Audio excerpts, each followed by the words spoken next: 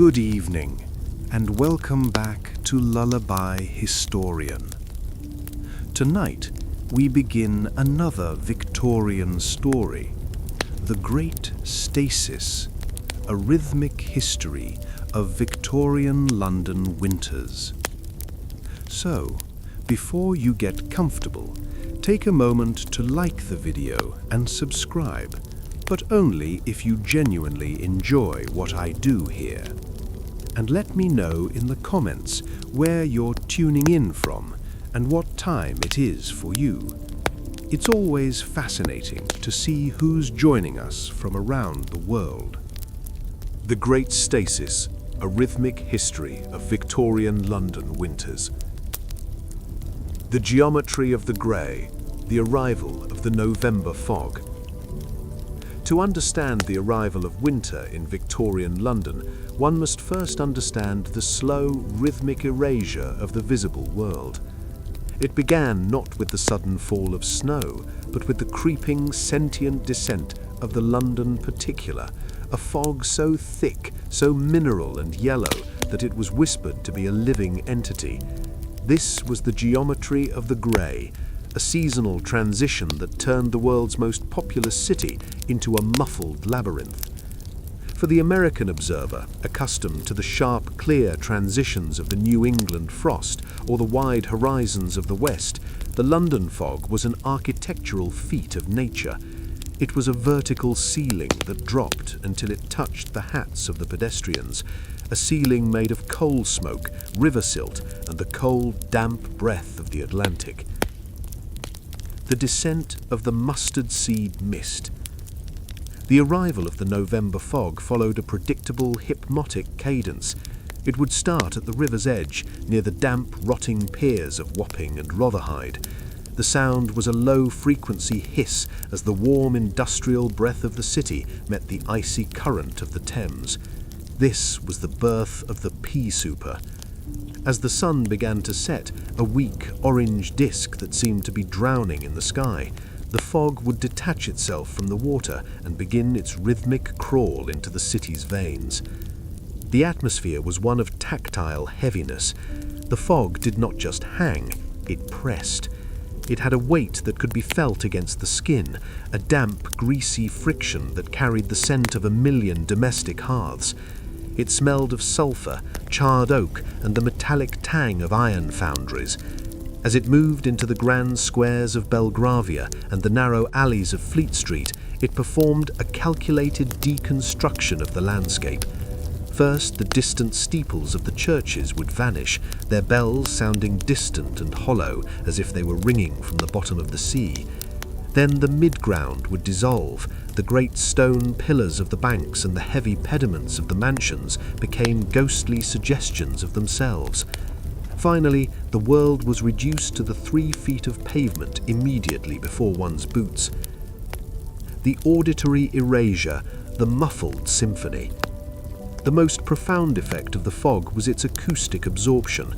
The City of London was usually a cacophony of industry, the screaming of street hawkers, the rhythmic clanging of hammers, and the constant roar of the crowd. But the November fog acted as a great sonic shroud. It swallowed the high-frequency noises, leaving only a low, drumming rhythm that paced the heartbeat of the city. The sound of the streets became a study in isolated percussion. The primary rhythm was the rhythmic clop-clop squelch of horse-drawn traffic. Because the vision of the drivers was restricted to the few feet of light provided by their lanterns, the horses moved with a hesitant, meditative gait. You could hear a hansom cab approaching long before you could see it. The sound would start as a faint, rhythmic vibration in the soles of your feet, transmitted through the damp cobblestones. Then the rhythmic jing-clink of the harness would emerge from the grey, followed by the heavy rhythmic breathing of the horse, a sound like a mechanical bellows forcing air through a wet filter. Pedestrians became auditory ghosts. You would hear the steady scritch-scrap of leather boots on the stone, but the figures themselves remained invisible until they were upon you. Conversations were damped. A shout across the street sounded like a muffled thud. This was the boring history of the ear, a world where the only reality was the rhythmic, repetitive sounds of a city trying to find its way in the dark. The particular created a private sphere for every traveler. In the fog, everyone was an island, anchored only by the sound of their own footsteps. The light within the grey, the hiss of the gaslight. To navigate this erasure, the city relied on its mechanical stars, the gas lamps. The atmosphere around a street lamp in a November fog was one of luminous isolation. The light did not travel, it pooled. Each lamp created a cone of amber humidity, where the fog particles could be seen dancing in a rhythmic, chaotic swirl. The sound was the constant high-pitched hiss of the gas jet. This was the ambient drone of the Victorian night. It was a rhythmic white noise vibration that seemed to harmonize with the cold. As the light lampers moved through the streets, their movements a rhythmic ritual of long poles and flickering sparks, they left behind them these hissing stars. The color of the light was a sickly, warm ochre. It turned the fog into a glowing solid. When a carriage passed through this cone of light, it was a cinematic revelation. The flash of polished brass, the glint of a damp top hat, and the rhythmic rotation of wheels dripping with mud, before it was swallowed again by the infinite grey.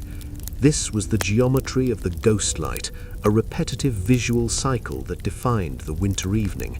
It was a world of sudden appearances and slow dissolves, governed by the rhythmic pulse of the gasworks. The domestic sanctuary, the hearth as a counter-rhythm. Against the extinguished world of the outside, the Victorian interior became a fortress of saturated texture. As the fog seeped through the cracks in the window frames and under the heavy oak doors, the home responded with the rhythm of the coal fire. The atmosphere inside was one of opaque comfort. The smell of the fog, that sulphurous ghost, would mix with the scent of beeswax, old books, and the toasty dryness of the hearth. The sound was the rhythmic click-thud of coal being added to the grate. This was the boring history of the domestic winter, the constant, repetitive maintenance of the heat. The fire provided a visual pulse, casting rhythmic, dancing shadows against the heavy velvet curtains that were drawn tight to seal the grey out. The family would gather in the amber glow, their movements governed by the rhythmic ticking of the mantel clock. In the silence of the fog-bound city, the clock's tick-tock, tick-tock became the master rhythm of the house. It was the sound of time moving in a vacuum. Outside, the world was a static labyrinth, but inside, the rhythm of the clock and the steady, ruminant crackle of the fire created a sanctuary of linear progress. The fog made the home feel like a vessel at sea, drifting through an endless, grey ocean of coal smoke and river mist. The industry of the grey, the link boys' dance. For those forced to traverse the particular, a unique class of labourer emerged, the link boy. These were children or young men who carried links, torches made of pitch and tow, to guide carriages and pedestrians through the visual void. This was the rhythm of the flickering guide. The sound was the rhythmic whoosh crackle of the burning pitch and the constant repetitive shouting of the boys as they called out to warn other travellers, "Make way! Make way!" Their voices moved through the fog like rhythmic buoys in a harbour. The atmosphere was one of sooty peril. The torchlight did not penetrate the fog so much as it bruised it, creating a moving smear of orange fire in the grey. The link boy's movement was a rhythmic trot, a pace he had to maintain so the carriage horses wouldn't overtake him. The sound of his bare or thinly shod feet on the cobblestones, a rhythmic pat-pat-pat, was the bass note to the soprano hiss of the torch. This was the boring history of the guide, a life spent walking in circles through a world of grey, measuring his survival by the rhythm of the flame. When the link was extinguished, the boy vanished into the particular as if he had never existed, leaving only the mineral scent of the smoke behind. The final erasure, the sleep of the city. As the night deepened, the London particular reached its maximum density. The rhythm of the city slowed to a near standstill. The atmosphere was one of total cold enclosure. The fog was now so thick that it seemed to cool the very sound of the bells of St. Paul's as they struck the midnight hour. Each chime was a heavy, weighted vibration that struggled to push through the atmospheric silt. The sound of the city was now only the rhythmic drip, drip, drip of moisture condensing on the iron railings and the stone cornices. This was the liquid rhythm of the fog. The city was sweating under its grey shroud. For the person falling asleep in a Victorian bed, the world outside was no longer a city of 3 million people, but a silent, grey void. The only reality was the rhythmic hiss of the dying fire and the distant, ghostly echo of a lone watchman's footsteps. The geometry of the grey was complete. The city had been simplified. The infinite loom of the London winter had woven its first, heaviest layer, a layer of muffled stone and amber gaslight.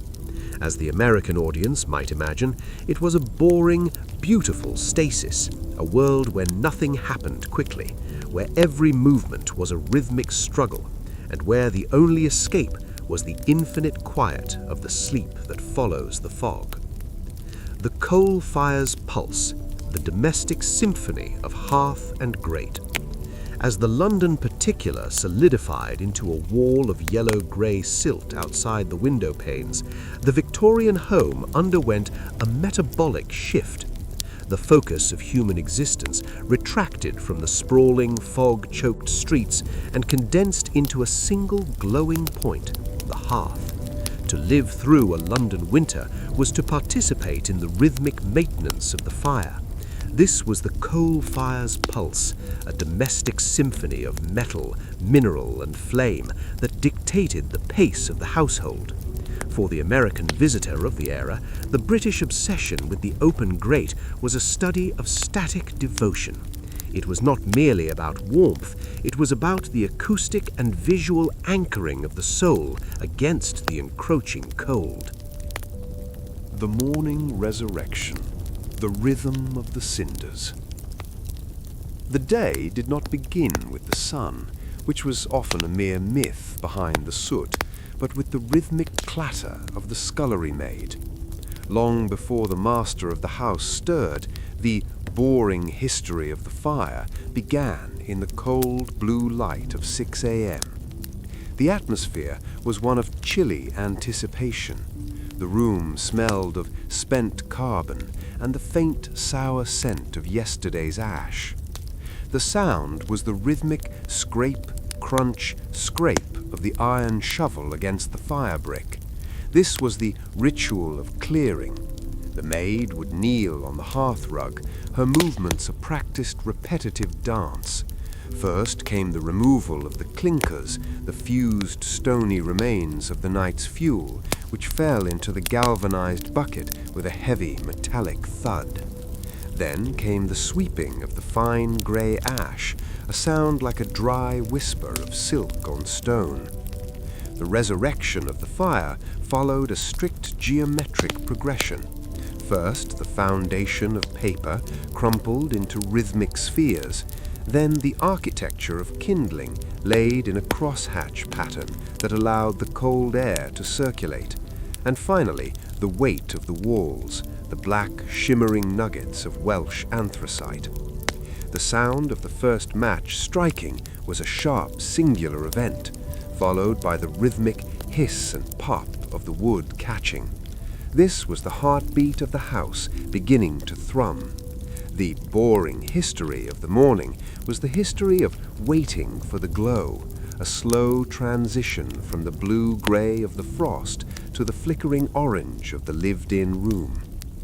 The language of the grate, the rhythmic combustion. Once established, The coal fire possessed its own autonomous vocabulary. To sit in a Victorian parlour was to listen to a dialogue of minerals. The atmosphere was one of saturated dryness. The heat did not circulate in the modern sense. It radiated in rhythmic waves, creating a world of thermal extremes, one's face glowing with the fire's kiss, while the small of the back remained touched by the drafty fingers of the fog. The sound was a masterpiece of subtle percussion. There was the rhythmic ticking of the coal as it expanded, a series of microscopic snaps that sounded like the breaking of tiny glass twigs. There was the deep, hollow sigh of the chimney draft, a low-frequency hum that changed pitch depending on the strength of the November wind. Occasionally, a gas pocket within the coal would ignite, creating a sudden rhythmic whistle pop that sent a spray of sparks against the brass spark guard. This was the visual metronome of the Victorian afternoon. The family would sit in the circle of the hearth, their activities governed by the fire's needs. The boring history of the afternoon was the rhythmic poking of the coals. A brass poker would be inserted into the glowing heart of the grate to release the flame, a sound of clink, grind, clink that served as a punctuation mark in the long, silent hours of reading or needlework. The fire was the mechanical conscience of the room, demanding attention every 20 minutes, a rhythmic tax paid in carbon to keep the grey void at bay. The texture of the coal, the mineral wealth. To understand the rhythm of the fire, one must understand the tactile reality of the fuel. Coal in Victorian London was not just a commodity, it was the black blood of the city. The atmosphere of the coal cellar, located beneath the pavement, was one of inky silence. The smell was ancient and compressed, the scent of forests that had died 1,000,000 years ago, now waiting to be translated into light. The sound of the coalman's arrival was one of the great rhythmic markers of the week. The rhythmic heave-ho-thud of the heavy burlap sacks being emptied through the circular iron coal hole in the sidewalk created a subterranean roar. To the inhabitants of the house, this was the sound of security. Each thud was a rhythmic deposit into the bank of winter survival. The coal itself was a study in fractured geometry. It was brittle and lustrous, breaking into sharp, rhythmic shards that left a fine velvet dust on the fingers. The boring history of the coal scuttle, the ornate brass or copper bucket that sat by the fire, was the history of vertical transport. The rhythmic clatter-slide of the coal as it was poured from the scuttle into the grate was the sound of energy being sacrificed. The Victorian home was a procession of weight, the coal coming up from the dark earth, rising through the house, and finally exiting through the chimney as a rhythmic pulse of smoke to join the London fog.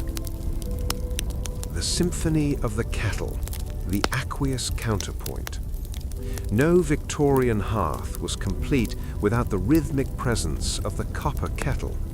Positioned on the hob, the flat metal shelf at the side of the grate, the kettle was the vocalist of the domestic symphony.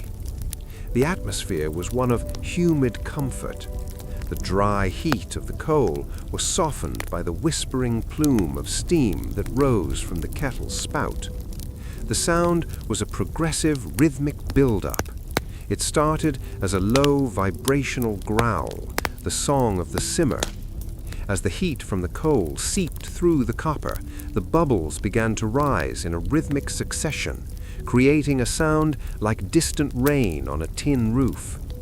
Finally, the kettle would reach the steady hiss of the boil, a constant white noise frequency that signaled the ritual of the tea.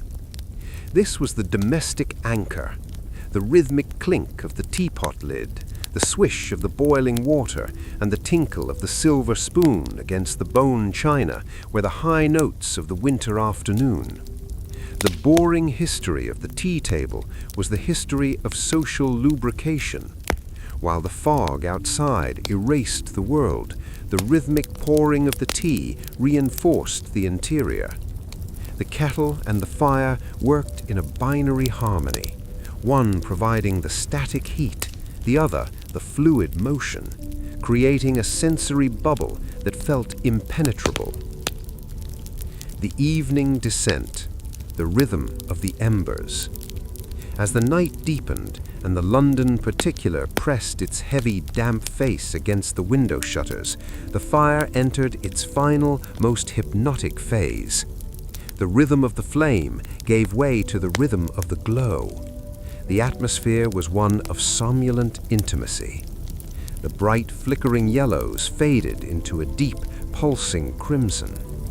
The sound was now almost entirely gone, replaced by the soft, occasional sigh of the wood ash settling. This was the low battery phase of the Victorian day. The room was lit by reflected heat. The shadows on the ceiling moved with a slow, rhythmic undulation, mirroring the pulsing light of the embers. This was the boring history of the last look. Before retiring, the master of the house would bank the fire, covering the glowing red heart with a layer of slack, fine coal dust, to ensure it would smolder until morning. The rhythmic scrape-pat of the shovel as the slack was applied was the final note of the symphony. The room would slowly cool, the rhythmic expansion of the day turning into the rhythmic contraction of the night. The smell of the cooling iron and the fading sulfur was the scent of conclusion. The coal fire's pulse was the only thing that made the geometry of the grey bearable. It was the secret clock of the Victorian winter, a rhythmic heartbeat that kept the Great Stasis of London from becoming a Great Death. The pavement's frost, the texture of early morning footfalls. While the master of the house remained cocooned within the coal fire's pulse, the world outside the heavy oak doors underwent a crystalline transformation. If the November fog was a sultry erasure, the January frost was a brittle precision. It was the era of the pavement's frost, a time when the soft, damp mud of the London streets was flash-frozen into a hard, grey mineral. To understand this movement is to step into the acoustic clarity of the cold. The sound was no longer muffled, it was sharpened. Every vibration carried further through the thin, biting air. This was the boring history of the early riser, the sweepers, the milkmen and the lamplighters, whose lives were governed by the rhythm of the frozen stone. The blue hour, the architecture of the rhyme.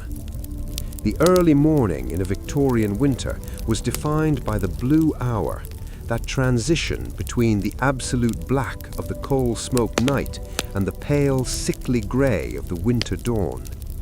The atmosphere was of static fragility. The moisture of the night had settled on every surface, turning the city into a gallery of silver lace. The iron railings were no longer black, they were fur-lined with hoarfrost. The cobblestones were no longer grey, they were glazed with a translucent skin that made them shimmer like dragon scales under the last flickering gas lamps. The sound was the rhythm of the first strike. The silence of the 4 a.m. street was so absolute that the first movement was a surgical event. It usually began with the rhythmic scrape-clink of the lamplighter's pole. This was the de-illumination ritual.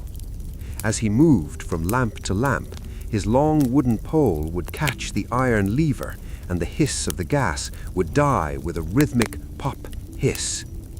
The sound of his boots, a rhythmic crunch settle on the frosted pavement, was the heartbeat of the waking city. For the American observer, this was the boring history of the millimeter of ice.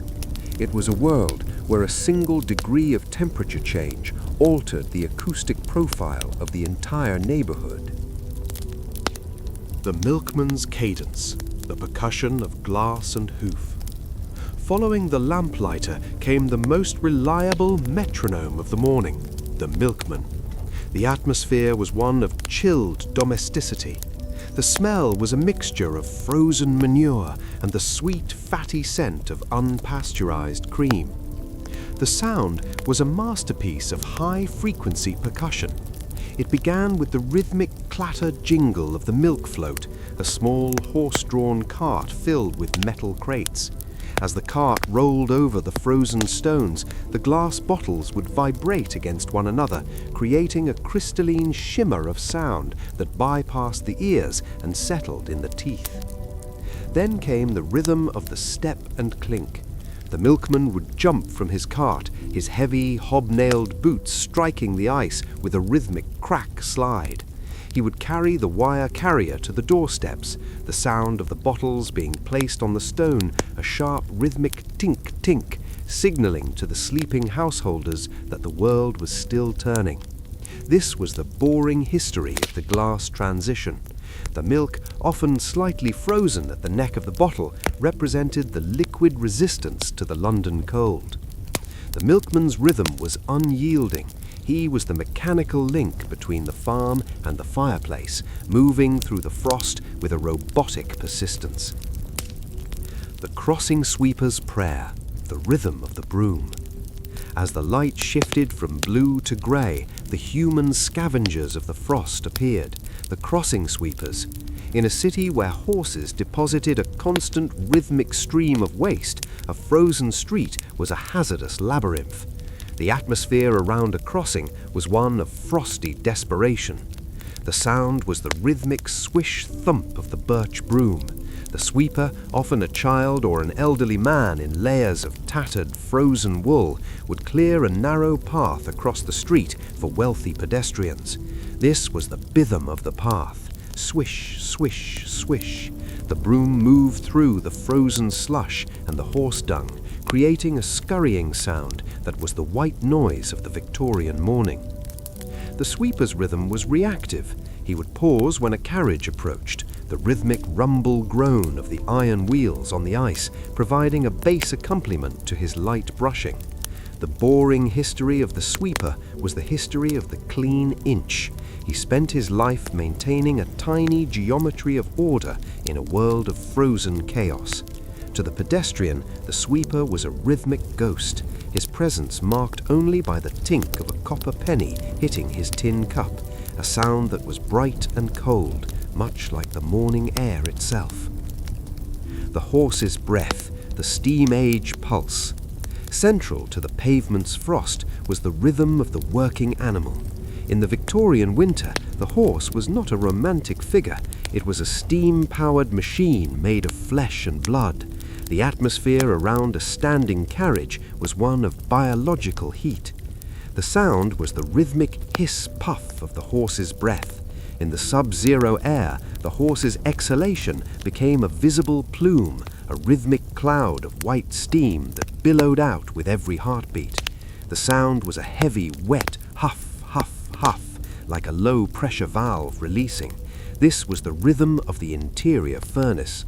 The horse's feet provided the percussive foundation of the frost. On the frozen cobblestones, the iron shoes would slip and slide, creating a rhythmic skate-clack as the animal struggled for purchase. To prevent this, the boring history of the frost nail was enacted, the rhythmic hammering of sharp iron studs into the shoes. The sound of the horse's hooves, a sharp rhythmic clack, clack, clack, was the clockwork of the city. It told the time more accurately than any watch. The city moved as fast as the frozen pulse of its horses. The office clerk's transit, the rhythmic shiver.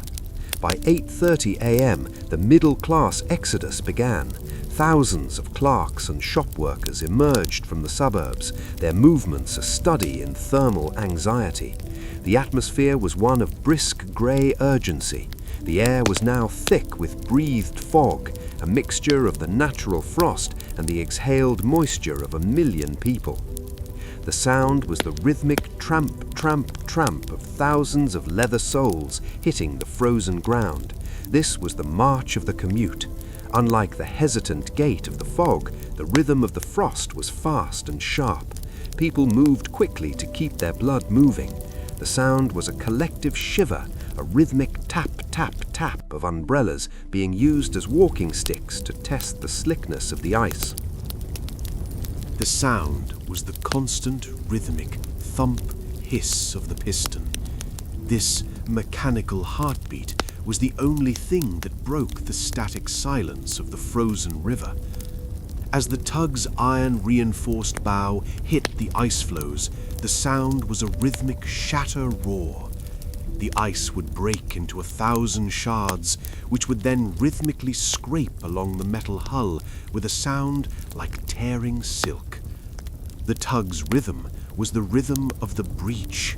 It moved in spasms of power, a rhythmic build-up of steam, a sudden lurch forward, and the violent cracking of the floes.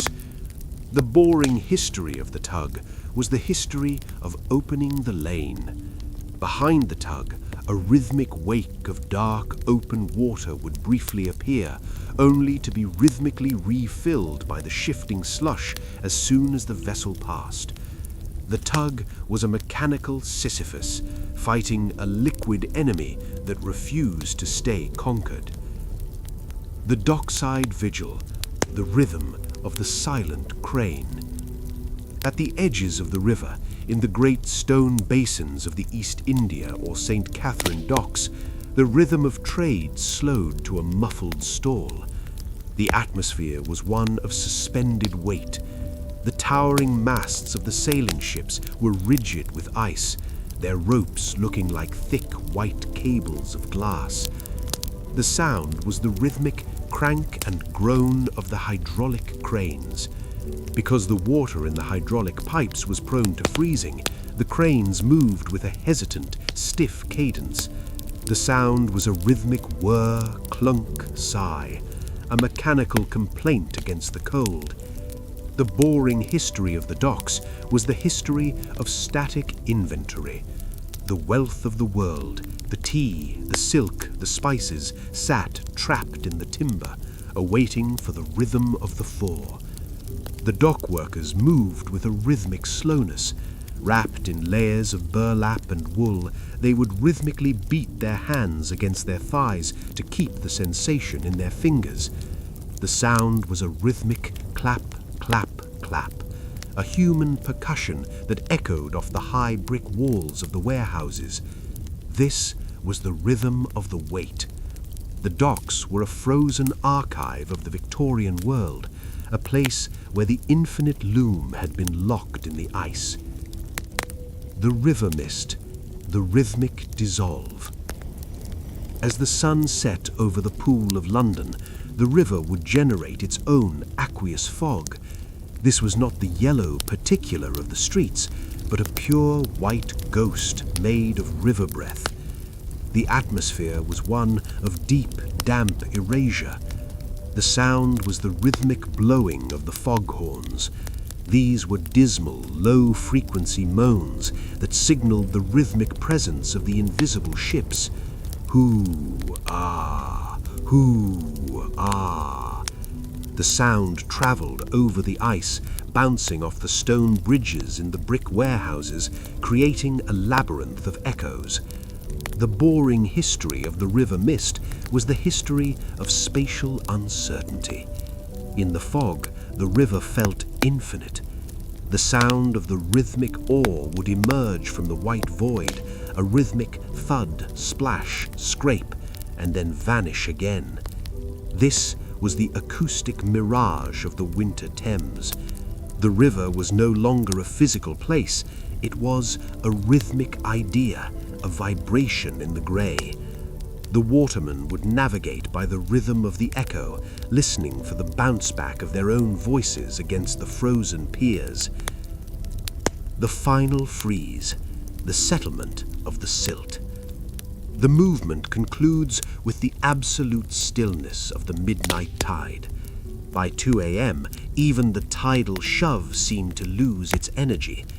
The river achieved a state of equilibrium. The atmosphere was one of icy permanence. The sound was a distant rhythmic ticking, the sound of the ice expanding against the hulls of the trapped ships. This was the rhythm of the compression. The river was tightening its grip on the city. The boring history of the midnight Thames was the realization that the infinite loom of commerce was subservient to the cold. The river, which usually served the city, was now ruling the city. As the frost mist settled over the Tower of London, the rhythmic oar was pulled from the water and laid across the deck. The great stasis of the river was complete. It was a world of glass and timber, waiting in a rhythmic sleep for the sun that would not arrive for many hours. The waterman, retreated to his cabin or a riverside pub, would still feel the rhythmic sway of the ice in his bones, a ghost motion that reminded him that even in the freeze, the river was always breathing. The woolen cocoon, the tactile history of winter dress. As the exterior world of London dissolved into the geometry of the grey, and the Thames succumbed to its frozen flow, the Victorian citizen retreated into a final portable sanctuary, the woolen cocoon. In the 19th century, clothing was not merely a matter of fashion, it was the primary architecture of survival. To dress for a London winter was to engage in a rhythmic ritual of layering, a slow, repetitive process of building a fibrous wall between the fragile human body and the mineral cold of the city. This was the boring history of the textile, a study in weight, friction, and insulation. The morning assembly, the rhythm of the foundation. The creation of the woolen cocoon began in the chilly stillness of the dressing room. Before the coal fire had reached its steady pulse, the body had to be encased in its primary membrane. The atmosphere was one of slightly damp confinement. The air smelled of lavender-scented wool and the sharp, dry scent of starched linen. The sound was the rhythm of the elastic snugness. It began with the donning of the union suit or the flannel chemise, thick, heavy garments that clung to the skin with a tactile persistence. The sound was a rhythmic swish and snap as buttons were fastened and fabric was smoothed. This was the boring history of the friction layer. For the Victorian, the sensation of wool on skin was a constant rhythmic reminder of the season, a light, prickly vibration that signaled the body was sealed. Next came the rhythm of the structural layer.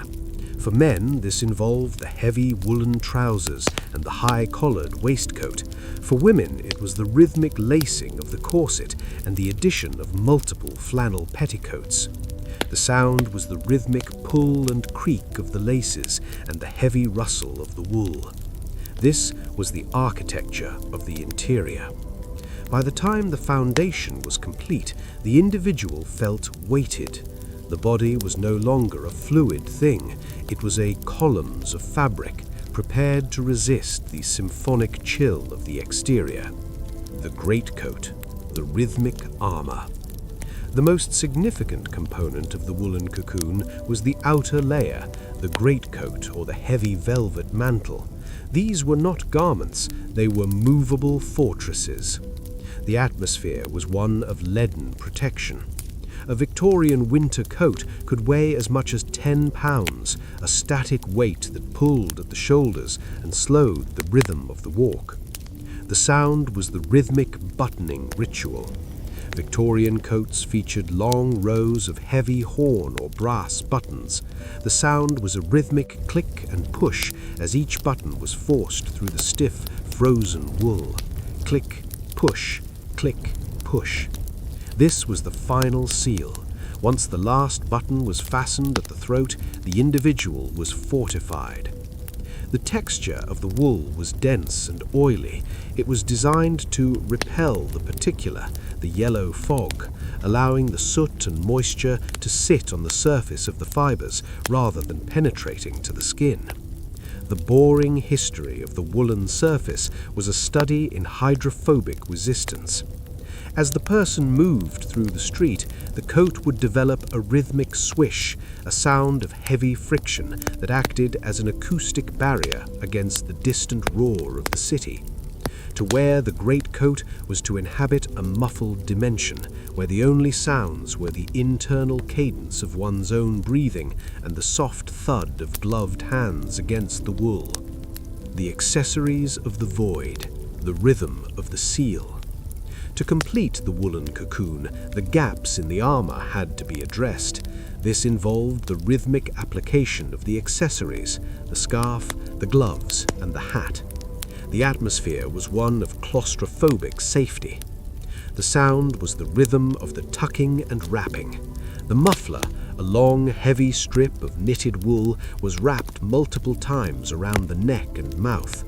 The sound was a muffled scrape as the wool passed over the ears. This was the rhythm of the filter. The scarf served as a loom for the breath, catching the moisture of the exhalation and turning it into a rhythmic plume of steam. Then came the rhythm of the glove stretch. Victorian gloves were made of heavy kidskin or thick-lined wool. The sound was a rhythmic creak and pull as the fingers were forced into the narrow, cold spaces. Creak, tug, creak, tug. Finally, the hat, the silk topper or the woolen bonnet, was placed on the head, a lid for the soul that finalized the isolation. The boring history of the tipped hat was the history of thermal containment. By sealing the head and the hands, the Victorian citizen achieved a state of physiological autonomy. They were a portable hearth, carrying their own warmth through a world that was rhythmically freezing. The dampness of the return, the rhythm of the shedding. The most complex phase of the woolen cocoon was the rhythmic deconstruction that occurred upon returning home. The atmosphere was one of humid heaviness. The coat, having absorbed the fog and the sleet, was now twice its original weight. It smelled of wet dog, coal smoke, and damp earth.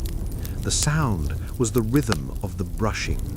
Before the coat could be hung, it had to be brushed to remove the soot and the frozen slush. The sound was a rhythmic scrape, scrape, scrape of the stiff bristled brush against the wool. This was the ritual of purification. Scrape, scrape, scrape. It was a boring history of frictional cleaning. The soot would fall in a rhythmic dust onto the floor, a mineral reminder of the particular that had tried to find its way inside. The shedding of the layers was a reverse assembly. The sound was the rhythmic thud of the heavy coat hitting the wooden peg, and the slow hiss of the steam as the wet wool was placed near the fire to dry. The body, released from its fibrous cage, felt light and vulnerable. The rhythm of the shedding was a sensory release, a transition from the static weight of the street to the fluid warmth of the parlor. The drying rack, the rhythmic evaporation. The damp clothes were hung on wooden horses or iron racks in front of the kitchen range. The atmosphere was one of steamy confinement. The air in the kitchen became thick and heavy, a domestic fog that smelled of hot wool and laundry soap. The sound was the rhythmic drip and steam. As the heat from the coal fire hit the wet fabric, the moisture would evaporate with a faint, constant hiss. Occasionally, a heavy drop of water would fall from the hem of a coat and hit the iron stovetop with a rhythmic psst, psst, psst. This was the sound of recovery. The boring history of the kitchen rack was the history of thermal rejuvenation. The clothes were being recharged for the next day's battle with the London cold. The infinite loom of the household revolved around this rhythmic cycle of wet and dry. The woolen cocoon was never truly finished.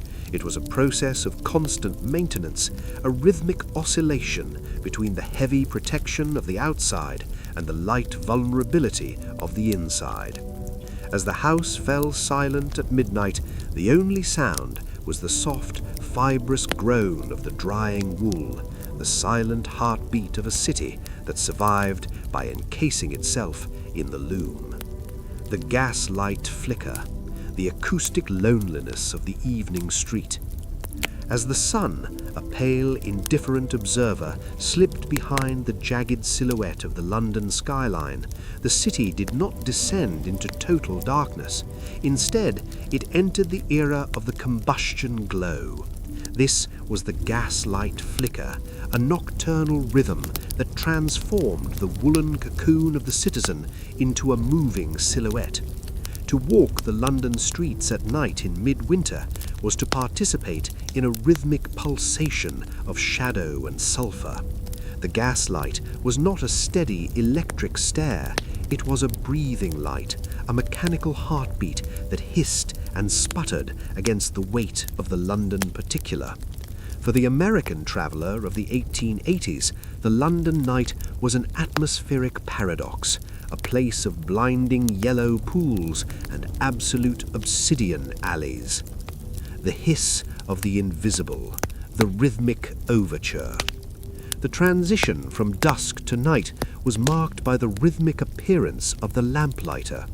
The atmosphere was one of chemical transition. The air, already thick with coal smoke, began to take on the sharp, acrid scent of unburnt coal gas. The sound was the rhythm of the clink and whoosh. The lamplighter, moving with the speed of a ghost, would reach his pole into the glass lantern. There was a rhythmic clink of the iron catch, followed by the soft, explosive, puffy whoosh of the gas catching the flame. Within seconds, the street was no longer a grey void, but a chain of amber jewels. But the true sound of the gaslight was its constant, high-frequency hiss. This was the white noise of the Victorian night. The gas travelled through miles of iron pipes beneath the frozen cobblestones, pushed by the rhythmic pressure of the distant gasworks. When it reached the burner, it escaped with a sound like a constant metallic sigh. This sound was the rhythmic foundation of the street. It was a sound of presence. To the lonely pedestrian, the hiss of the lamp was a static companion, a rhythmic assurance that the mechanical mind of the city was still awake. The architecture of the flicker, the rhythmic pulse. Unlike the steady light of the 20th century, the Victorian gas flame was unstable. It was a living fluid. Because the pressure from the gasworks was subject to rhythmic fluctuations, and because the winter wind would find its way through the cracks in the glass lanterns, the light was in a state of constant vibration. The atmosphere was one of stroboscopic uncertainty. The light did not shine, it throbbed. The sound was a rhythmic flutter and pop as the flame struggled against a draft. This was the rhythm of the flicker. Flutter, pop, hiss, flutter, pop, hiss. To look at a brick wall under a gas lamp was to see the geometry of the city in motion. The mortar lines would seem to shift and dance, and the shadows cast by the iron railings would stretch and contract in a rhythmic elastic cycle. This was the boring history of visual fatigue. Walking a mile through the gaslit streets was a rhythmic tax on the eyes. The brain had to constantly recalibrate the distance to the curb as the light pulsed. The infinite loom of the night was woven with these vibrating threads of yellow light. The pedestrian moved through a series of luminous spheres, entering a pool of amber light, walking through its rhythmic center, and then dissolving back into the absolute black of the mid-block. This was the rhythm of the interval, a constant oscillation between being and vanishing. The distorted shadow, the rhythmic giant. The most haunting effect of the gaslight was its creation of the vertical shadow. Because the lamps were mounted on tall, narrow iron posts, They cast shadows that were disproportionately long. The atmosphere was one of Gothic multiplication. Every person, every carriage, and every stray dog was accompanied by a rhythmic shadow twin. The sound was the rhythm of the muffled echo. As a person walked past a lamp, their shadow would start as a short, thick shape beneath their feet, then rhythmically lengthen into a 20-foot giant that climbed up the soot-stained walls of the terrace houses. This was the rhythm of the projection. Long, longer, gone. Then, as the next lamp was approached, the process would rhythmically repeat. The shadows moved with a jerky mechanical cadence, mirroring the flicker of the gas flame. If a man tipped his hat, the shadow giant on the wall would perform a rhythmic mimicry that felt uncanny. The boring history of the Victorian wall was the history of these fleet-footed phantoms. The city at night was a gallery of silhouettes where the rhythmic motion of the people was translated into a symphony of grey on black. The shadow was the true inhabitant of the gaslit street, a rhythmic projection of the woolen cocoon onto the geometry of the stone. The acoustic loneliness, the rhythm of the drip. In the spaces between the lamps, the obsidian intervals, the city entered a state of acoustic isolation. Without the visual distraction of the light, the sound of the cold became the dominant rhythm. The atmosphere was one of heavy, damp silence. The sound was the rhythmic drip, tink, drip, tink, a liquid clock that marked the passage of the night. It was the sound of the city sweating. The pedestrian's own footsteps became magnified. In the obsidian intervals, the rhythmic tramp of leather on stone sounded like gunshots in a cathedral. The boring history of the nocturnal walk was the history of sonic paranoia. Every rhythmic sound, the clack of a distant gate, or the hiss of a leaking pipe, or the scuttle of a rat in the gutter, was amplified by the static darkness. The gaslight was a shield of sound as much as a shield of light. To leave its hissing circle was to enter a world of pure rhythmic vulnerability. The final dimming, the rhythm of the pressure drop. As the clock struck midnight and the city's activity slowed to its minimum pulse, the gasworks would rhythmically reduce the pressure. The atmosphere was one of spectral fading. The amber pools of light would contract, and the hiss of the jets would descend into a low, dying growl. The sound was the rhythmic final sputter. Some lamps, older than the others, would struggle with the lower pressure, creating a rhythmic pop and darken effect. The boring history of the midnight street was the history of the return of the deep black. The infinite loom had finished its nightly display of shadow dancing. The shadows on the walls would stretch one last time and then dissolve into the universal grey. The gaslight flicker was the lungs of the Victorian night. It was a rhythmic combustion that allowed the city to breathe in the dark. As the citizen finally reached their door, the rhythmic clink of the latchkey, a final percussive act, they would look back at the hissing chain of lamps stretching into the fog. The lights were statues of fire, guarding the Great Stasis of London. The rhythm of the flicker was the only thing that proved the city had not been swallowed by the void. It was an amber lullaby, a rhythmic hiss that sang the city to sleep in a cocoon of shadow and stone. The stationary market, the scent of roasted chestnuts and silt. As the gaslight flicker defined the nocturnal geometry of the streets, the city's hearth relied on a different kind of pulse, the metabolism of the market. In the dead of a Victorian winter, places like Covent Garden, Smithfield, and Billingsgate did not succumb to the Great Stasis. Instead, they became islands of thermal industry. This was the stationary market, a world where the infinite loom of trade was punctuated by the rhythmic crackle of braziers and the heavy mineral scent of the earth. To enter the market at 4 a.m. was to witness the rhythmic concentration of the city's survival. It was a study in sustained friction where the cold of the void met the heat of the commodity. The arrival of the heavy carts, the rhythmic rumble. Long before the first London particular had begun to thin, the market was defined by the rhythmic arrival of the supply. The atmosphere was one of steam and mud. The air was thick with the opaque breath of hundreds of horses and the sweet, rotting scent of winter cabbage and damp straw. The sound was the rhythm of the iron on granite. Massive carts laden with produce from the market gardens of Middlesex or meat from the northern shires rolled over the frozen stones.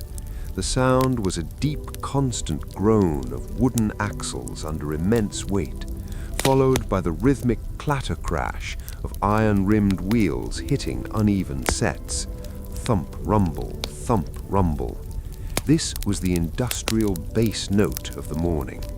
For the American observer, the London market cart was a relic of gravity, a slow, ponderous machine that moved with a rhythmic inevitability that ignored the frost. The charcoal brazier, the rhythmic crackle of the hearth. In the center of this aqueous cold stood the sentinels of heat, the charcoal braziers. These were iron buckets punched with holes, filled with glowing embers to provide small spheres of survival for the porters and sellers. The atmosphere around a brazier was one of intense smoky contrast. The sound was the rhythmic snap and hiss of the fuel. As the moisture from the fog hit the hot charcoal, it produced a rhythmic pop, hiss, pop, a micro-symphony of combustion. This was the rhythm of the warming hand. Groups of men would gather, their movements a rhythmic rotation, 1 minute warming their palms, the next turning their backs to the heat, their shadows dancing rhythmically against the piles of crates. The scent was the aroma of the winter market, a thick, comforting blend of roasted chestnuts and burnt sulphur. The chestnut seller, a stationary nomad of the corner, provided the most hypnotic rhythm. The sound was the rhythmic slush and scrape of the nuts being moved across the hot iron plate with a metal shovel. Scrape, turn, scrape. Each nut was a pocket of thermal wealth. The boring history of the market hearth was the history of localized resistance.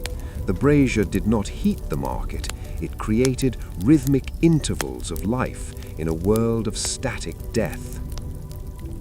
The porter's cadence, the rhythm of the shoulder load. Movement within the market was governed by the rhythm of the heavy trot. The porters, carrying baskets of produce or carcasses of meat, moved with a mechanical efficiency. The atmosphere was one of exhausted momentum. The sound was the rhythmic muffled thud. Because the market floor was a thick slurry of crushed ice, straw, and mud, the porter's boots did not clack, they thumped. This was a rhythmic plod, plod, plod that resonated through the heavy wool of their aprons. The boring history of the market basket was the history of rhythmic balance. A porter carrying 3 stacked bushels of apples on his head had to maintain a perfect, unchanging frequency. If his rhythm faltered, the gravity of the winter would claim his load. The sound of their breathing, a rhythmic wet huff, huff, huff, merged with the rhythmic shouting of the auctioneers. Penny a pound, penny a pound. This was the staccato of trade, a rhythmic verbal exchange that cut through the heavy velvet of the fog. The mineral breath, the scent of the earth and silt. To inhabit the stationary market was to breathe the lung of the city. The atmosphere was a sensory layer cake. At the ground level, it was the metallic scent of the slush and the sharp saltiness of the fish ice from Billingsgate.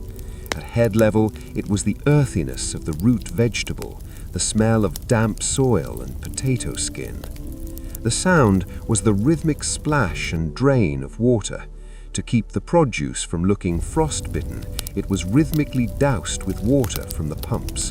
The sound was a rhythmic clank, whoosh, drip. This created a liquid counterpoint to the dry crackle of the braziers. Market silt was the history of the unwashable trace. By 8 a.m., every surface, the stone pillars, the wooden crates, the wool coats, was coated in a fine film of market grease. This was a rhythmic accumulation. It was the city digesting the countryside. The scent of the market was heavier than the fog. It was a nutritional vapor that promised the city would be fed, even as the Great Stasis tried to starve it of motion. The closing of the stalls, the rhythm of the hollow echo. As the pale grey noon arrived, the market's rhythmic intensity began to fade. The atmosphere shifted from frenetic industry to damp exhaustion. The infinite loom had finished its primary morning weave. The sound was the rhythm of the sweeping, the rhythmic scrape, scrape, scrape of the wooden shovels, clearing the saturated straw and the crushed cabbage leaves from the stone floor. Scrape, heave, thump. This was the rhythm of the remainder. The market, once a cacophony of life, became a cavern of echoes. The sound of a single dropped crate would travel the length of the hall, a rhythmic vibration that signaled the end of the shift.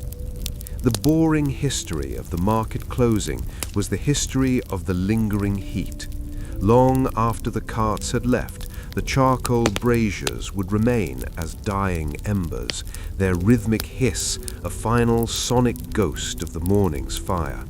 The stationary market returned to its static state. It was a stone shell that smelled of roasted dust and cold blood, waiting in a rhythmic sleep for the next arrival of the rumble. The citizen, carrying their parcel of earth, a bag of potatoes or a cut of beef, back to their woolen cocoon, carried with them the rhythmic scent of the market, a reminder that in the geometry of the grey, the heat of the earth was the only thing that truly endured. The library's breath, the stillness of leather and ink. As the stationary market cooled into its midday exhaustion and the woolen cocoon of the street traveller became saturated with the London particular, the Victorian city offered one final absolute sanctuary, the architectural silence of the library and the private club. This was the era of the library's breath, a place where the infinite loom of the city's frantic trade was replaced by the rhythmic turning of the page. To enter a London library in the heart of winter was to experience the acoustic vacuum of the 19th century. It was a study in static density, where the cold of the void was kept at bay not just by coal fires, but by the thermal mass of 10,000 books. The portal of soundlessness, the rhythm of the heavy door. The transition from the street to the library was a sensory discontinuity. The atmosphere was one of scented filtration. The air immediately changed from the sulphurous, wet scent of the fog to a complex, dry-aged perfume of lanolin, cedarwood, and old paper. The sound was the rhythm of the muffled threshold. Most Victorian libraries featured a double-door system, the outer of heavy oak and the inner lined with thick green baize, a felt-like wool. The sound was a rhythmic thump sigh as the doors closed, a sonic erasure that cut the roar of the city into a distant underwater hum. For the American visitor, this was the boring history of the decibel drop. Once inside, the rhythm of the world stopped and the rhythm of the mind began. The floor, covered in deep pile Axminster carpets or heavy linoleum, swallowed the sound of footsteps, leaving only the rhythmic rustle of silk-lined coats being removed in the cloakroom. The architecture of the shelf, the rhythmic wall of knowledge. The visual landscape of the library was a vertical grid of leather spines. The atmosphere was one of ordered gravity.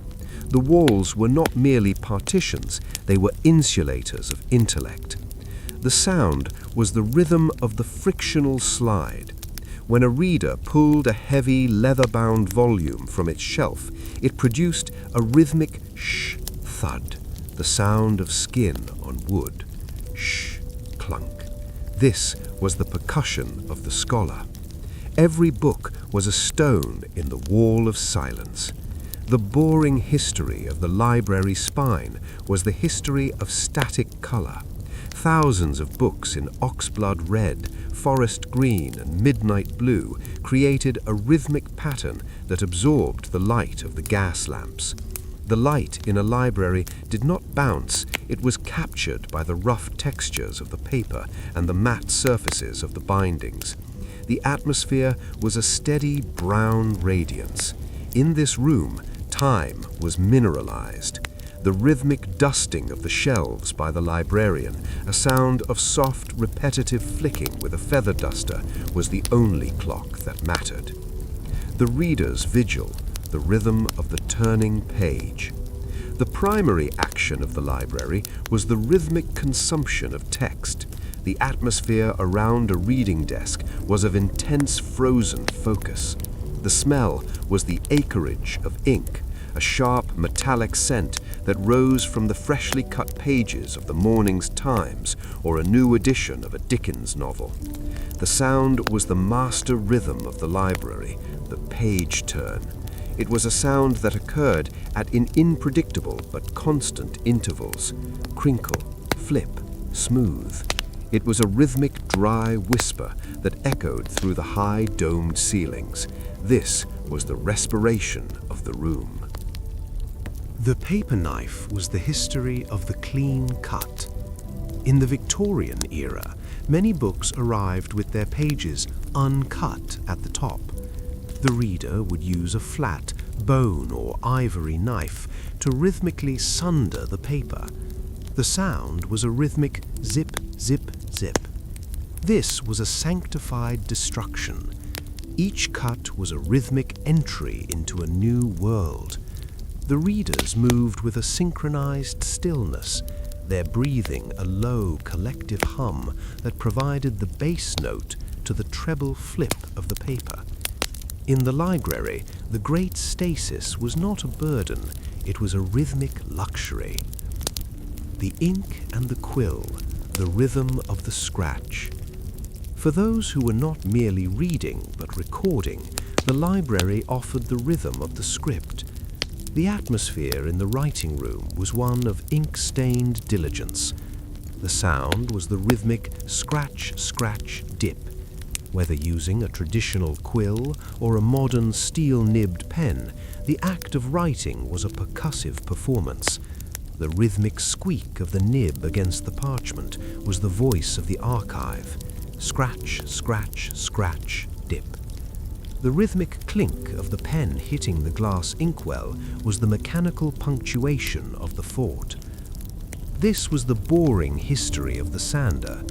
To dry the ink, the writer would sprinkle fine sand or pounce over the paper, a sound of soft rhythmic gushing. Then the sand would be rhythmically shaken off back into its tin. These were the granular rhythms of the Victorian mind, a materialization of thought into the static reality of the page. The writer was a loom worker of the word, weaving ink threads into the paper web of history. The dying fire, the rhythm of the last chapter. As the evening deepened and the London particular grew even thicker outside, the library's coal fire would begin its rhythmic decline. The atmosphere shifted from active study to somnolent reflection. The sound was the rhythm of the nodding head. The occasional soft thud of a book sliding from a sleeping reader's lap onto the carpet was the coda of the day. The boring history of the library night was the history of the dimming of the gas. As the clock struck 9, the librarian would rhythmically lower the jets, the sound of the hiss descending into a faint, ghostly whimper. The library's breath was the final rhythmic counterpoint to the winter city. It was a place where the heavy weight of the wool could be forgotten for the light weight of the idea. As the readers finally stood up, their movements a slow rhythmic stretch of stiff limbs, they left behind a room of static echoes. The library was a memory safe for the city, a place where the rhythm of the page ensured that even if the pavement's frost stopped the body, the inky pulse of human thought would continue to vibrate in the dark. The citizens stepped back out into the geometry of the grey, their mind rhythmically fortified by the stillness of the leather and the ink. The iron and the hoof, the percussion of horse-drawn traffic. In the Victorian winter, the city of London did not move, it clattered. If the library was a symphony of silence, the street was a sustained percussive assault. As the pavement's frost hardened the granite sets and the London particular reduced the visual field, the primary reality of the city became the rhythmic contact between iron and stone. This was the era of the iron and the hoof, a time when the infinite loom of transport was powered by 500,000 living engines. To understand this movement is to feel the vibrational frequency of the gutter. The sound was not a roar, but a multiplying staccato, a rhythmic mechanical dialogue between the animal and the machine. The morning mobilization, the rhythm of the harnessing. The boring history of the Victorian commute began with the rhythmic ritual of the muse. Behind the grand houses of Mayfair and the commercial hubs of the city, the stables were the engine rooms of the night. The atmosphere was one of steam, manure, and cold metal. The air was thick with the ammoniac tang of urine and the earthiness of damp oats. The sound was the rhythmic buckle and chink. The ostlers and grooms worked in a pre-dawn cadence. First came the rhythmic slap and brush of the currycomb against the horse's flank, a sound like dry grass in the wind. Then came the metallic jingle of the bit hitting the teeth, followed by the rhythmic click-pull of the leather traces being fastened to the hames. This was the assembly of the locomotive. For the horse, the winter harness was a cold, rigid shell. The sound of the iron shoe hitting the cobblestone as the horse was led from the stall, a rhythmic clack, clack, clack, was the first note of the day's percussive symphony. The horse was being armed for the stone.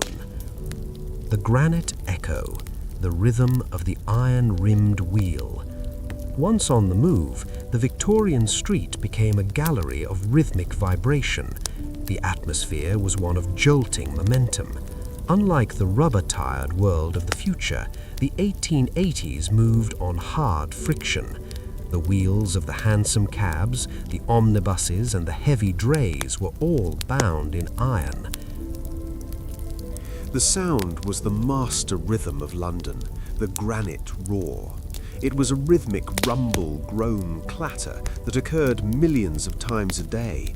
As the iron rim hit the edge of a granite set, it produced a sharp, rhythmic crack. Because there were 4 wheels and 4 hooves for every carriage, the rhythm was a fractured octave. Clack, clack, rumble, thump. This sound was the rhythmic foundation of the city. It was so constant that the Victorian brain filtered it into a background hum. For the passenger inside a hansom cab, the rhythm was visceral. The vibration travelled from the stone, through the iron wheel, up the wooden axle, and into the leather seat. This was the boring history of thermal and kinetic fatigue. To travel 2 miles across London was to be rhythmically pummeled. The passenger's body would oscillate in a rhythmic side-to-side motion that mirrored the horse's gait. The infinite loom was weaving a fabric of motion that was hard, grey and relentless. The whip and the bell, the rhythm of the command. Navigation through the particular required a rhythmic vocabulary of control. The cabman, sitting high on his perch, was the conductor of the percussion. The atmosphere was one of frozen authority. The sound was the rhythmic snap and whistle of the whip. This was not an act of cruelty, but a sonic signal. The crack of the whip, a sharp rhythmic pop in the damp air, was a spatial marker to other drivers. Pop, whistle, clatter. It told the invisible neighbours in the fog exactly where the carriage was. Then came the rhythm of the omnibus bell. To signal a stop, the conductor would pull a cord that rang a small rhythmic brass bell, tinkle-tink. This was the high-frequency counterpoint to the low-frequency roar of the wheels. The sound was bright and mechanical. In the geometry of the grey, the bell was a rhythmic anchor. It signaled the beginning and end of the commute. The boring history of the omnibus cord was the history of domestic transit, a rhythmic interruption in the continuous flow of the iron. The mudsling, the rhythm of the liquid friction. The winter street was rarely dry. It was a saturated basin of London slime, a mixture of pulverized stone, horse waste and soot. The atmosphere at the wheel level was one of oily centrifugation. The sound was the rhythmic slop and squelch. As the iron wheels turned, they would lift the slime and rhythmically hurl it against the mudguards and the sidewalk. The sound was a rhythmic shh, thud, shh, the lifting of the mud, and thud, the impact. This was the liquid percussion of the winter. The boring history of the carriage wash was the history of the daily erasing. At the end of every journey, the carriage was a brown mineral sculpture. The ostlers would use high-pressure hoses and stiff brushes to rhythmically scrape and rinse the iron and wood. Swish, scrape, splash. This was the rhythmic cleaning of the machine. The city was a loom of mud, and the carriages were the shuttles that carried the stain of the street into every stable and courtyard. The midnight stillness, the rhythm of the lone cab. As the night reached its maximum stasis and the gaslight flicker dimmed, the cacophony of the iron narrowed down to a singular pulse. The atmosphere was one of ghostly clarity. The sound was the rhythm of the lone hansom. In the absolute silence of the 3 a.m. street, a single carriage could be heard from half a mile away. The sound was a pure, rhythmic dialogue. The rhythmic clop, clop, clop of the hooves was sharp and echoing, bouncing off the brick walls of the sleeping houses. This was the clock of the void. Clop, clop, clop. It was a lonely percussion. The boring history of the night hansom was the history of the last transit. The sound would grow, peak and fade, a rhythmic Doppler effect that defined the acoustic loneliness of the winter night. The iron and the hoof were the final voices of the city. As the last carriage turned into the mews and the rhythmic thud of the stable door signalled the end of the motion, the City of London finally achieved its static equilibrium. The infinite loom had stopped its percussive weave, leaving only the faint, ghostly echo of iron on stone to vibrate in the cold, grey air. The soup kitchen steam, the humid routine of charity. As the iron and the hoof provided the percussive heartbeat of the commercial city, there existed a quieter, more humid rhythm within the shadowed corners of the Victorian winter. This was the era of the soup kitchen steam, a movement of deep collective stasis. In the East End and the damp corridors of Southwark, the Great Stasis was not a luxury of the library, but a frozen requirement of survival. To enter a parish soup kitchen in February was to leave the acoustic loneliness of the frost and enter a world of saturated rhythmic patience. It was a study in vaporous density, where the cold of the void was countered by the communal heat of the cauldron. The morning cue, the rhythm of the static vigil. The boring history of charity began long before the doors opened. It began on the frozen pavement, where the rhythm of the waiting took hold. The atmosphere was one of indigo desperation. The air was bone-dry and bitter, smelling of frozen granite and the faint sour odor of damp wool. The sound was the rhythm of the stamp and shuffle. Hundreds of men, women, and children stood in a linear sculpture, their movements restricted by the cold. To keep the blood from crystallizing in the extremities, the crowd engaged in a rhythmic thump, thump, thump, the sound of feet being rhythmically stamped against the ice. This was the low-frequency pulse, thump, shuffle, thump. For the observer, this was a slow-motion dance of poverty. The crowd moved as a single organism, a human tide that flowed forward only a few inches every 10 minutes.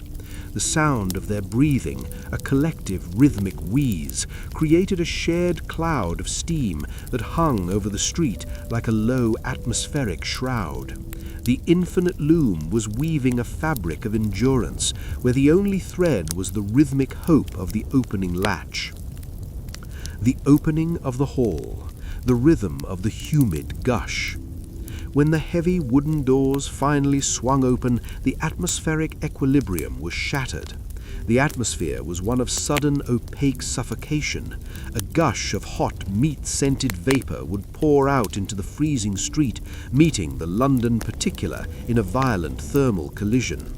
The sound was the rhythm of the muffled scramble. As the crowd entered the hall, the sound changed from the sharp clack of the frost to the wet thud of boots on sawdust-covered floors. This was the sonic transition. The hall was a cavern of humidity. The walls, made of soot-stained brick, would rhythmically sweat as the steam condensed into liquid rivulets that ran to the floor. The scent was the symphony of the stew, a thick, nutritional fog of boiled onions, beef bones, and stale bread. This was the scent of survival. To the Victorian pauper, the steam was food in gaseous form. They would rhythmically inhale the vapor, allowing the moist heat to penetrate their woolen cocoons and reach the chilled core of their bodies. The boring history of the charity hall was the history of the great thaw, a rhythmic melting of the frozen human form. The great cauldron, the rhythm of the ladle. At the center of the hall stood the sacred engine, the massive iron cauldron. This was the clock of the kitchen, its contents bubbling in a slow, rhythmic seethe. The atmosphere around the pot was one of simmering gravitas. The sound was the master rhythm of the meal, the ladle clink. The volunteer, often a woman in a starch-white apron, would perform a repetitive mechanical motion. First, the deep splash of the ladle into the thick liquid, then the rhythmic clink as the metal hit the side of the bowl, and finally the suction sigh as the ladle was withdrawn. Splash, clink, sigh, splash, clink, sigh. This was the percussion of mercy. Every clink was a rhythmic unit of life. The cue inside moved with a synchronized cadence, the handoff of the bowl, the muffled thank you, and the rhythmic shuffle to the bench. The boring history of the iron pot was the history of the liquid dividend. The soup was the liquid wealth of the parish, distributed in rhythmic doses to keep the Great Stasis from becoming a final silence. The bench row, the rhythm of the silent consumption. Once seated at the long communal wooden benches, the rhythmic character of the room changed. The frenzy of the entrance gave way to a profound, concentrated quietness. The atmosphere was of sustained absorption. The sound was the rhythm of the spoon and sip, hundreds of people eating in perfect, desperate unison. The sound was a low, liquid hum, the rhythmic clink of spoons hitting the bottom of bowls, and the soft rhythmic suction of people drinking. This was the sonic landscape of the meal. There was no conversation. The geometry of the hunger was too intense for words. The soup bench was the history of the shared pulse. As the warm liquid hit the stomachs of the crowd, their internal rhythms would begin to match. The rhythmic shivering would stop, replaced by a heavy thermal drowsiness. The room became a sanctuary of digestion, where the only movement was the rhythmic lifting of the hand and the steady, muffled chewing of crusts. The infinite loom was now weaving a fabric of temporary peace, a rhythmic interval in the hard, grey narrative of the Victorian winter. The return to the grey, the rhythm of the exhalation. The conclusion of the soup kitchen's day was marked by the rhythmic exodus. As the cauldron was scraped empty, the crowd was forced back out into the London particular. The atmosphere was one of thermal dissipation. The sound was the rhythm of the final sigh. As the people stepped from the humid hall back into the frost, their bodies would rhythmically steam. For a few moments, each person carried a personal cloud of charity with them, a white plume of recycled vapor that billowed from their mouths and clothes. The boring history of the kitchen exit was the history of the slow refreezing. The woolen cocoon, which had become soft and damp in the hall, would rhythmically stiffen once more in the January air. The rhythm of the shuffle would return, but it was now heavier and more deliberate. The soup kitchen was a thermal station, a place where the internal hiss of the steam provided the internal fuel needed to survive the next geometry of the grey. As the doors were locked with a final rhythmic clack, the steam would slowly dissolve into the fog, leaving the street to its crystalline vigil once again. The architecture of the attic, the rhythm of rain on slate. While the soup kitchen's steam provided a humid refuge for the body, the city's true acoustic shield lay at its highest boundary, the roofline. In the Victorian winter, the sky was not a distant horizon, but a descending weight of sleet, rain, and frozen condensation. This was the era of the architecture of the attic, a movement defined by the rhythmic percussion of the sky. To inhabit the top floor of a London terrace house in January was to live inside a giant musical instrument made of timber and stone. This was the boring history of the upper boundary, a study in resonance, drainage, and enclosure. The slate canopy, the rhythm of the first drop. The London roof was a geological shield composed of millions of thin grey slates. The atmosphere in the attic rooms was one of airy solitude. The air smelled of old dust, drying wood, and the metallic ozone that precedes a winter downpour. The sound was the rhythm of the shatter-patter. It began with a single sharp rhythmic click, the sound of a frozen raindrop hitting the slate. Then, as the sky opened, the rhythm evolved into a constant staccato drumming. This was the percussion of the slate. Each piece of stone acted as a miniature drumhead. Because the slates were laid in a scale-like overlap, the water did not simply fall, it rhythmically cascaded.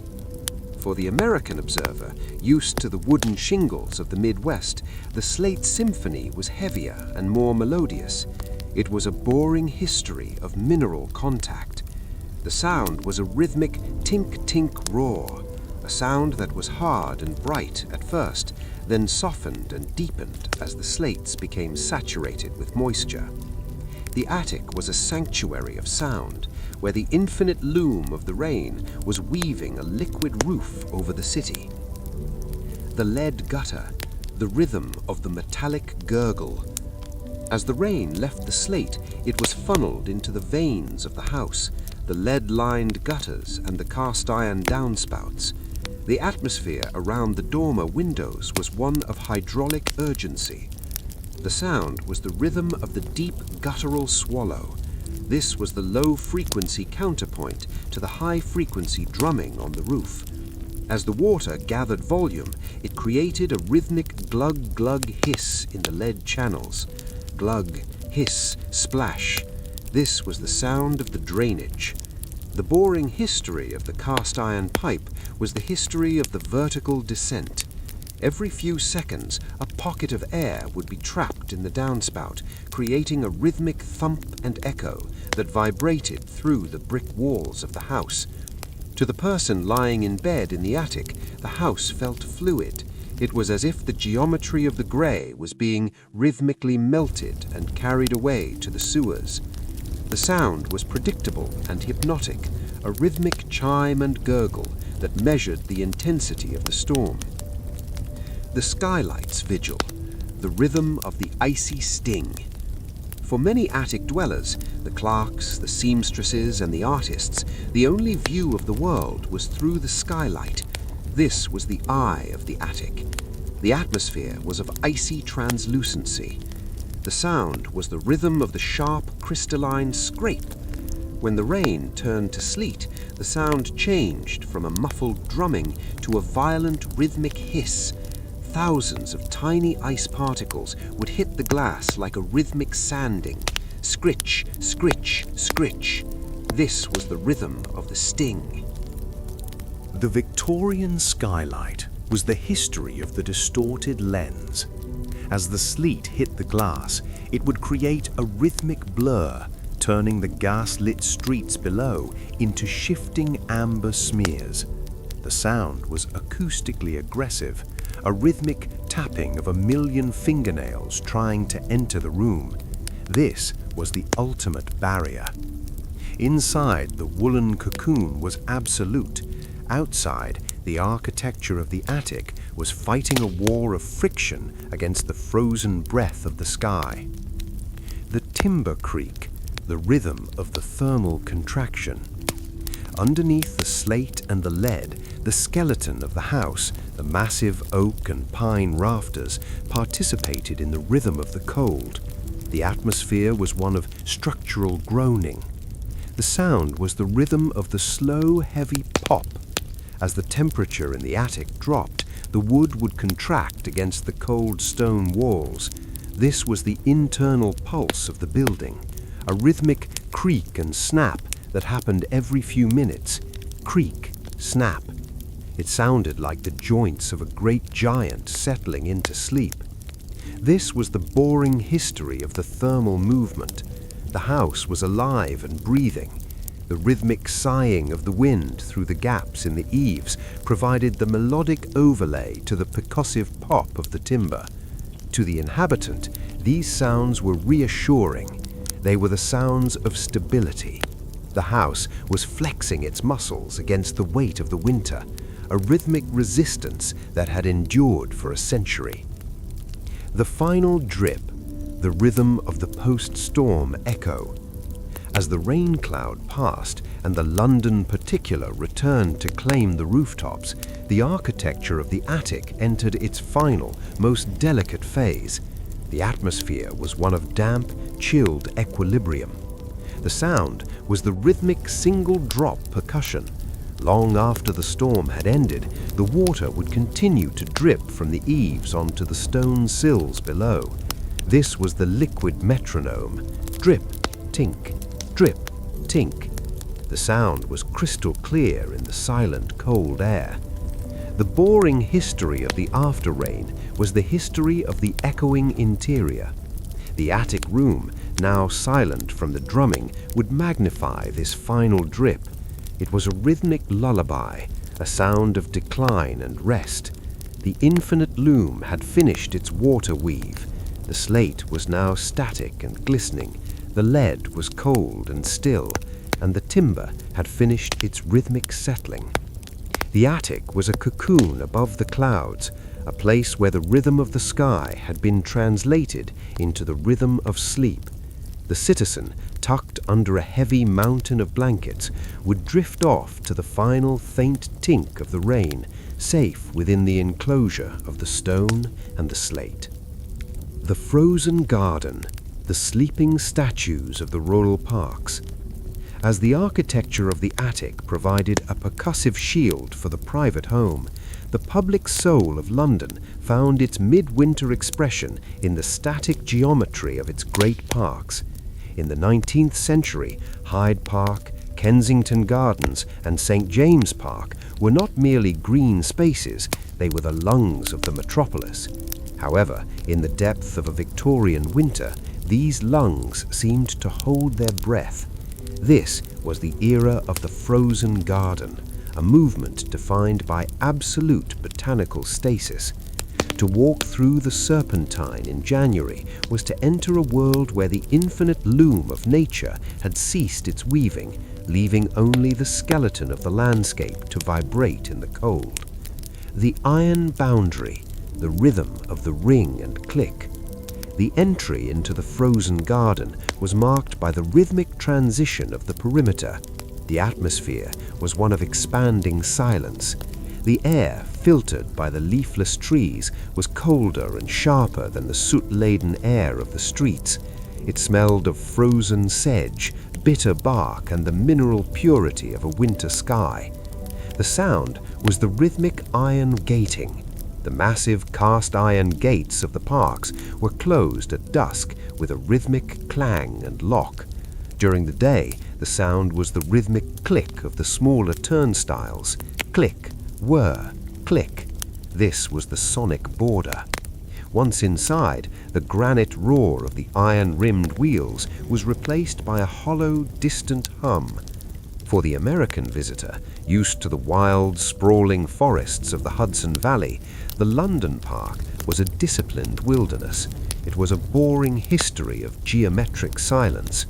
The gravel paths, frozen into a hard white crust, produced a rhythmic crunch, crunch, crunch underfoot that sounded like breaking bone. This was the percussion of the path, a sound that was honest and brutal, stripping away the muffled deception of the fog. The skeleton tree, the rhythm of the leafless sway. The dominant visual feature of the frozen garden was the architecture of the deciduous tree. Without their summer woolen cocoon of leaves, the elms, oaks, and planes were reduced to black calligraphy against a grey sky. The atmosphere was one of structural exposure. The sound was the rhythm of the hard wood groan. When the wind from the North Sea moved through the park, the branches did not rustle, they clacked. This was a rhythmic bone-on-bone sound as the frozen limbs brushed against one another. Clack, sigh, clack. This was the rhythm of the skeleton. The boring history of the Victorian arboreal was the history of the long sleep. The trees were in a state of metabolic hibernation. Every few seconds, a pocket of frozen sap might expand, causing a rhythmic snap that echoed through the empty avenues. To look up through the branches was to see the geometry of the void, a complex fractal pattern of black lines that rhythmically intersected with the drifting mist. The trees were sleeping statues, their rhythmic swaying a slow-motion dance of survival against the weight of the ice. The serpentine's mirror, the rhythm of the crystalline surface. At the heart of the frozen garden lay the aqueous stasis of the ponds and lakes. The serpentine was no longer a fluid body, it was a grey, opaque plate. The atmosphere was one of brittle immobility. The sound was the rhythm of the expansion boom.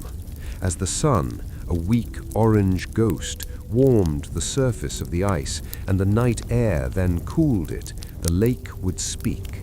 This was a deep subterranean percussion, a rhythmic thrum and moan that traveled through the ice. Boom, hum, crack. This was the voice of the solid state. The boring history of the Victorian skate was the history of the iron blade on the mirror. On the rare days when the ice was thick enough, the rhythm of the park changed. The sound was the rhythmic scrape and glide of the skaters. Shh, clink, shh, clink. This was the human intersection with the stasis, but for most of the winter, the lake was silent and unapproachable. The ducks and swans were static figures on the ice, their movements a rhythmic, clumsy waddle that punctuated the universal stillness. The Serpentine was a giant eye looking up at the sky, its crystalline lens capturing the geometry of the grey in a static embrace. The sleeping statue, the rhythm of the stone vigil. Scattered throughout the frozen garden were the mineral inhabitants of the city, the statues of generals, queens, and poets. In winter, these figures underwent a second solidification. The atmosphere around a monument was one of leaden loneliness. The sound was the rhythm of the drip and freeze. As the fog condensed on the bronze and marble, it would rhythmically trickle down the cold surfaces and turn into jagged icicles. This was the rhythm of the mineral sweat. The statues looked like ghost soldiers in the mist, their features softened and erased by a layer of white rime. The boring history of the Victorian pedestal was the history of the unchanging gaze. While the people in the woolen cocoons hurried past, the statues remained in a rhythmic state of permanence. The only movement was the rhythmic peeling of the soot-stained stone or the constant quiet falling of a single snowflake on a bronze shoulder. The statues were the ancestors of the stasis, their rhythmic silence a moral anchor for a city that was terrified of stopping. They were loom weights of history, holding the fabric of the park in place against the tidal pull of the winter wind. The evening retreat, the rhythm of the long shadow. As the pale horizontal light of the winter afternoon faded, the frozen garden entered its final spectral phase. The atmosphere shifted from static clarity to vague dissolve. The sound was the rhythm of the park keeper's whistle.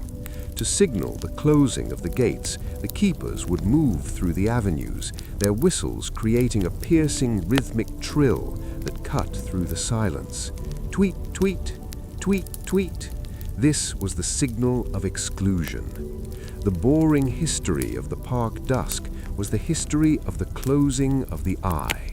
The long, rhythmic shadows of the trees would stretch across the frozen grass, creating a universal obsidian. The infinite loom of nature had finished its daily rest. The garden was now a sanctuary of shadows, where the only rhythm was the faint, ghostly creak of the iron gates and the constant internal thrum of the frozen earth.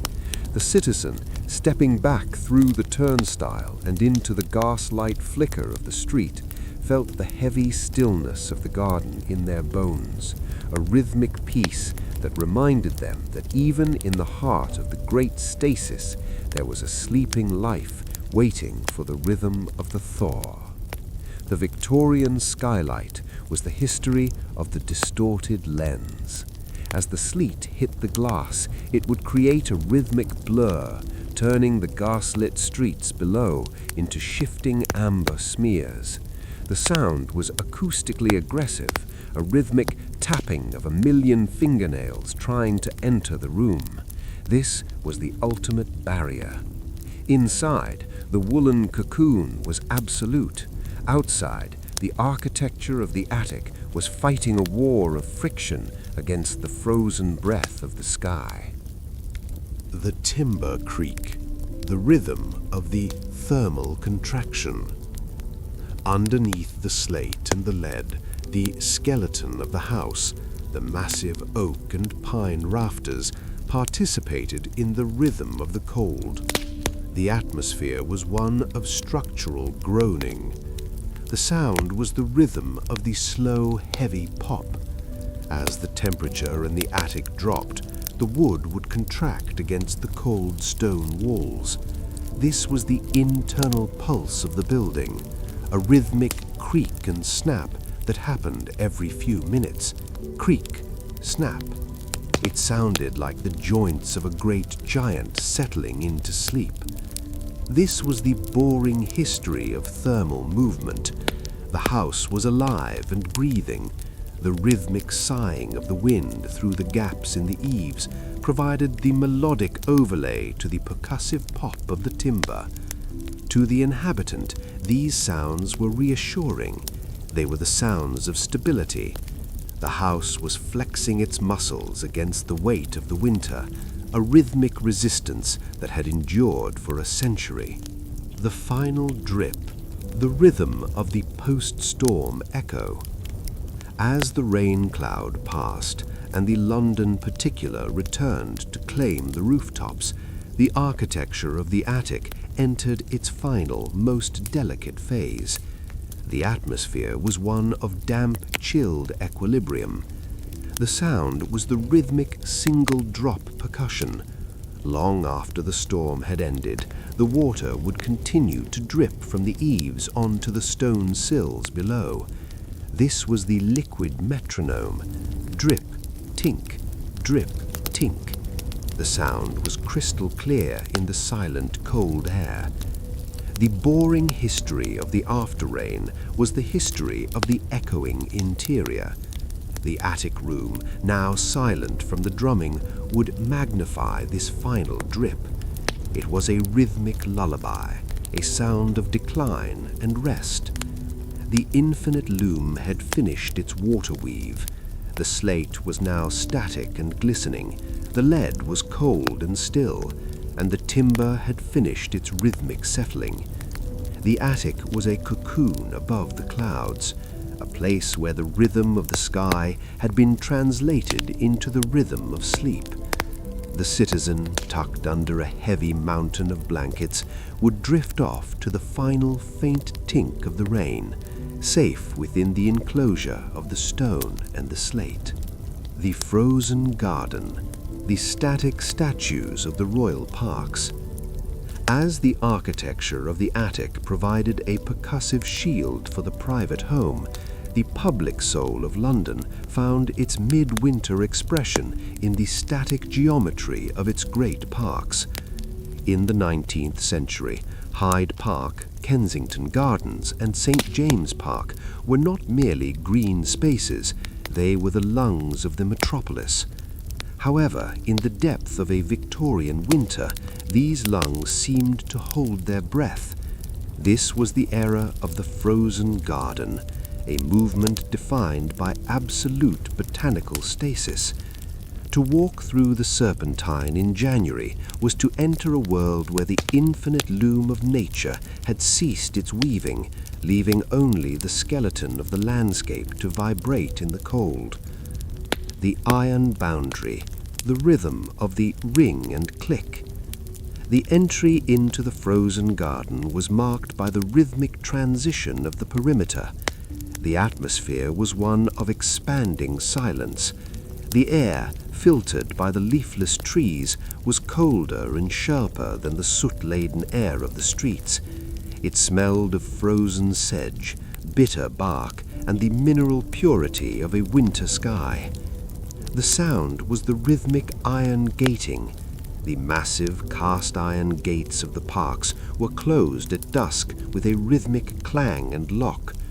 During the day, the sound was the rhythmic click of the smaller turnstiles. Click, whir, click. This was the sonic border.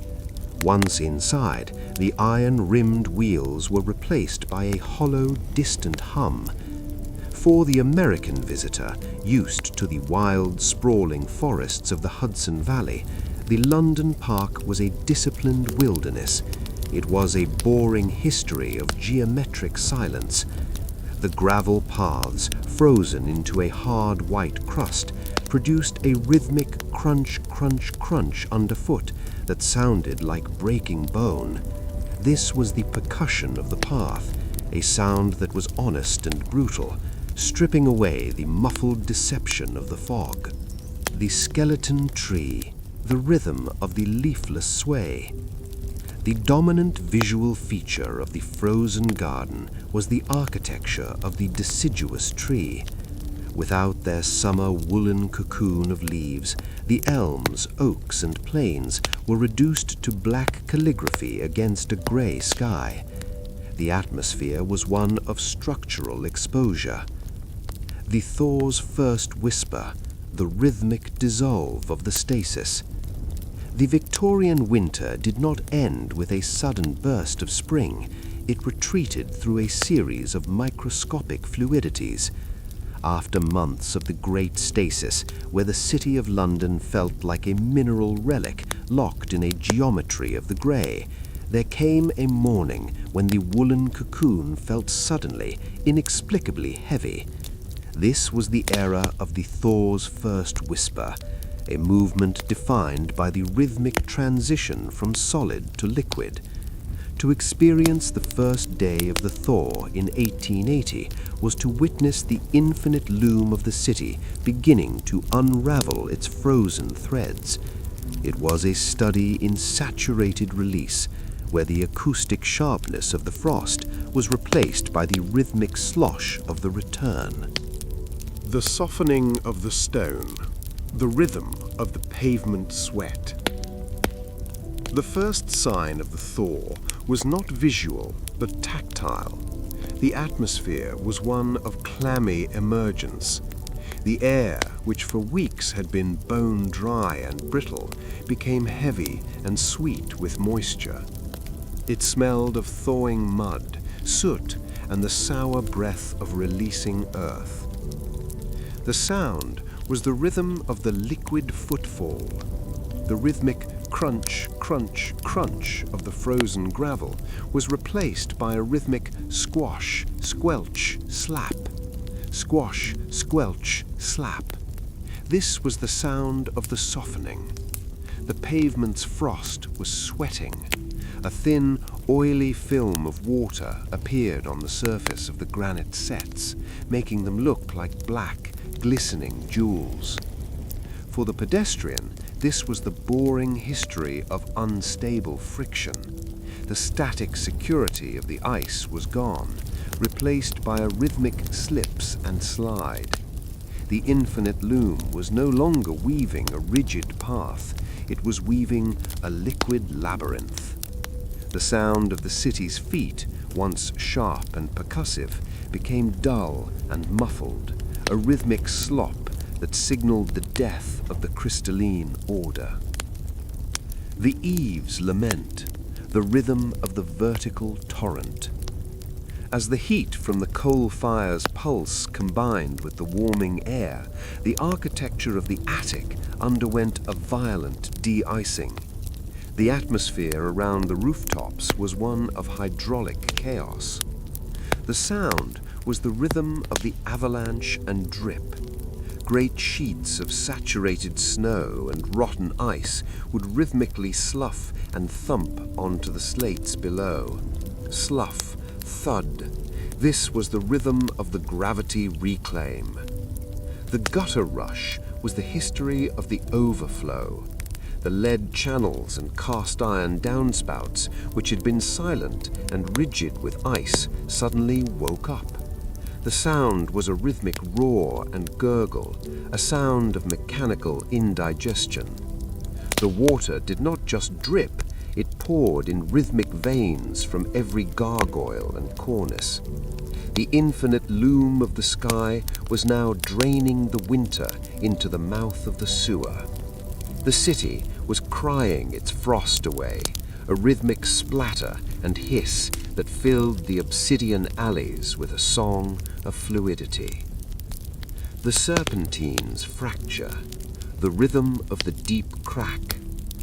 In the frozen garden, the grey, opaque plate of the serpentine began its rhythmic disintegration. The atmosphere was one of crystalline violence. The sound was the rhythm of the gunshot crack. As the water beneath the ice warmed and expanded, it would force its way through the frozen membrane. The sound was a rhythmic pop and echo that sounded like distant artillery. Crack, boom. This was the rhythm of the fracture. The drifting flow. was the history of the reconnection. The ducks and swans, once static figures, now engaged in a rhythmic splashing as they found patches of open water. The lake was no longer a static mirror, it was a jigsaw puzzle in motion. The ice plates would rhythmically grind and clink against one another, a sound of slow mineral friction that signaled the return of the tide. The garden was waking up, its rhythmic stillness replaced by a fluid confusion that promised the rhythm of the bud. The shedding of the wool, the rhythm of the lighter step. The most significant human rhythm of the thaw was the rhythmic reduction of the cocoon. The atmosphere in the hallway was one of steam and relief. The sound was the rhythm of the unbuttoned coat. As people moved through the streets, they would rhythmically flick and open their heavy greatcoats to let in the moist air. The sound was a rhythmic snap and flutter. This was the rhythm of the expansion. The body, which had been compressed for months, was now stretching. The spring cleaning began here. The rhythmic beating of the carpets and the scrubbing of the steps to remove the winter silt became the new metronome of the street. Whack, whack, whack.